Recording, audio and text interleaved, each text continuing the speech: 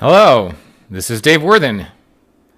Today's mini-seminar is entitled Attention Theft, How to Remain a Cause Over the Hijacking of Your Mind.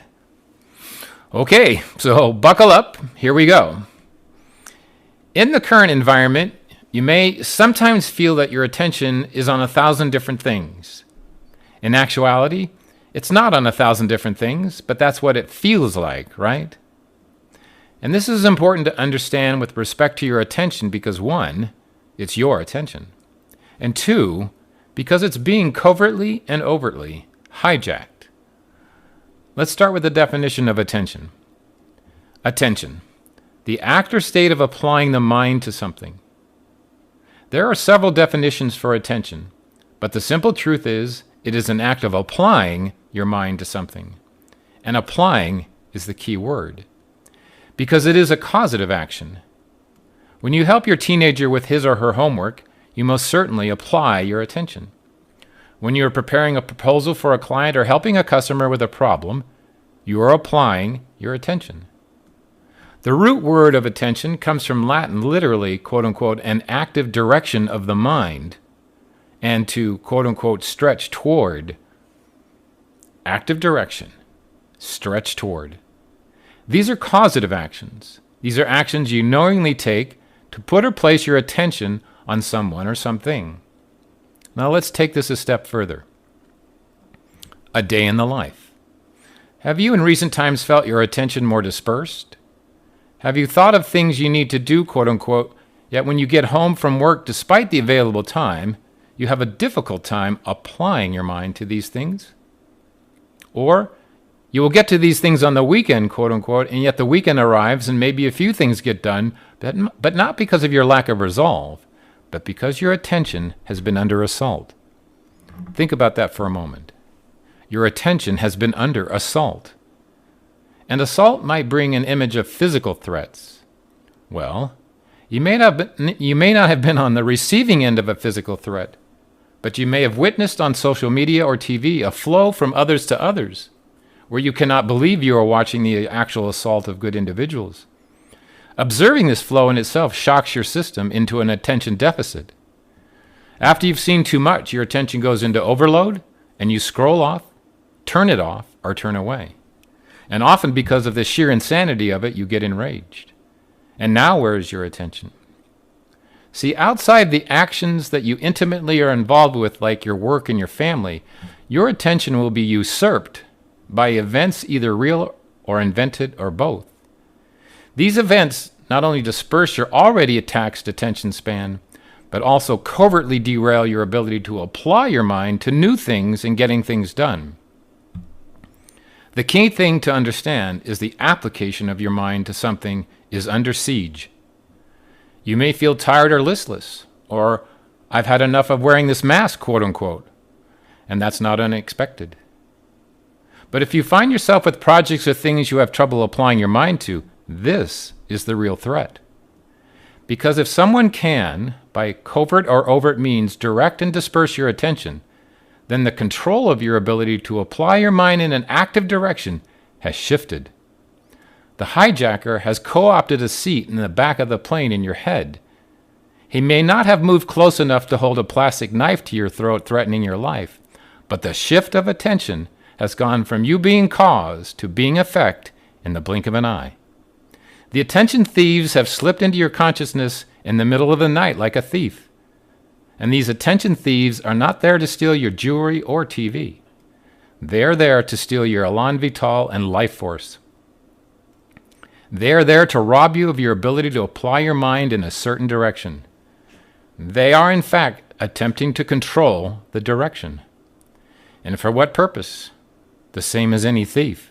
So your attention disperses off the parts of your life you find joy and creativity in and onto the dispersal and suppression. What happened to your life? You're making your husband eggs before he goes off to work, and suddenly your phone pings and your attention shifts to the disturbing text forwarded to you from a quote-unquote friend on Facebook.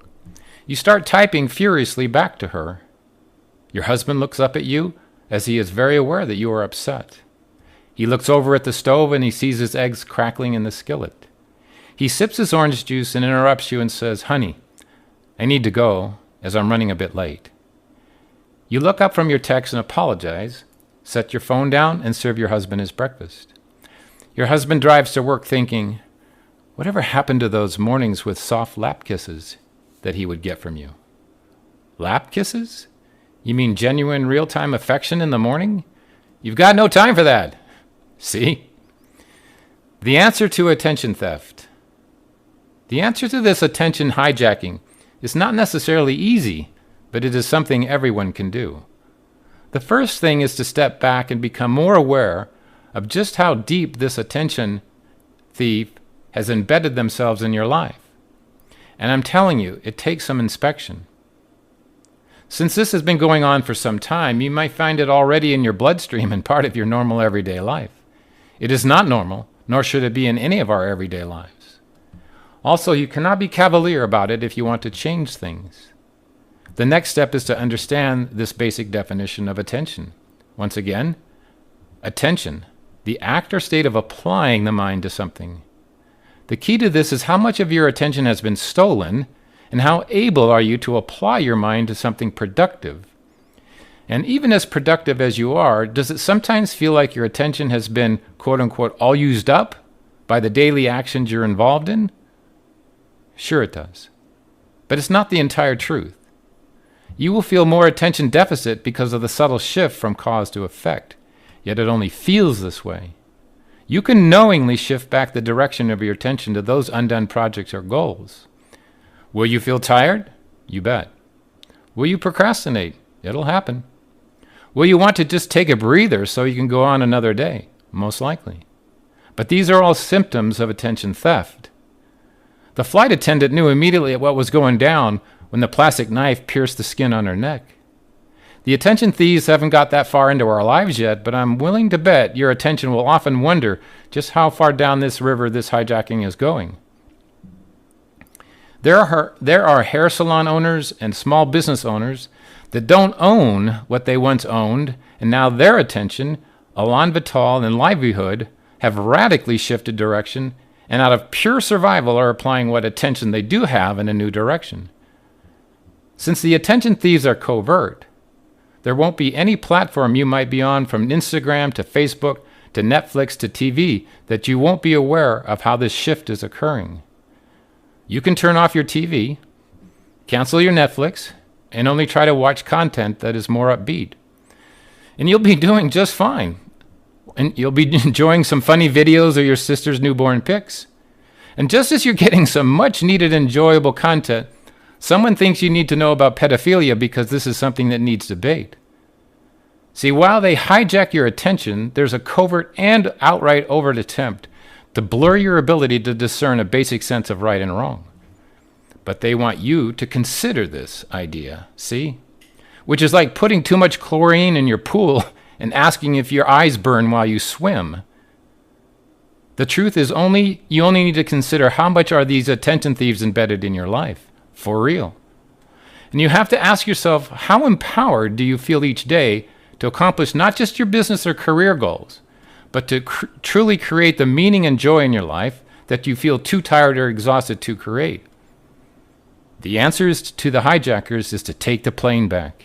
It's your plane. It's your life force. It's your life. It can feel like your attention is used up, but it's not true. It's just not true. It only feels this way. And if you can feel defeated, if you can feel too tired to kiss your husband goodbye in the morning or give your wife a much-needed back rub at night, then they take more ground. The reason I emphasize this definition of attention, of the act or state of applying the mind to something, is the key word applying. If you want to steal something that is the very nature of an immortal spiritual being, you would invade his or her space and covertly suppress their ability to be a causative agent in the world. And by massive dispersal and oppression, suppress their ability to apply their attention with their hard-won knowledge, skills, and talents to their business or livelihood, and by sheer mental exhaustion make them feel any expansive or creative efforts are futile. They make the pool water look clear, but your eyes are still stinging from the chlorine, so you do not swim. No, absolutely not. There is no plastic knife. Your attention belongs to you. Its value is only how much you are able to apply your mind to your goals and dreams. To be a causative agent in an environment that seeks to control, corrupt, and suppress your innate ability to apply your mind in a certain direction. Listen, the direction of and application of your mind in the current environment will take more personal discipline and resolve. It will. Because when you feel the suppression, just feel it, your emotional tone can drop. And this is where the shift occurs. I know it may be a life alert, but the phrase under siege means being severely criticized or put under a great deal of pressure. Hello? It comes from the Latin to seat, quote unquote. Right, like take a seat, pipe down. No, absolutely not. Stand up and direct your attention to those project goals and dreams that despite the suppression, you make happen for real. Because the only shift that's important in the world today is to take your full responsibility for your application of your mind and be a causative agent in the world. Go after your project, goals, and dreams with a vengeance. You need it. Your spouse needs it. Your kids need it. We all need it. And each day, by taking a causative step, we will win. Okay, that's my mini seminar for today. I hope you enjoyed it. Thanks for stopping by.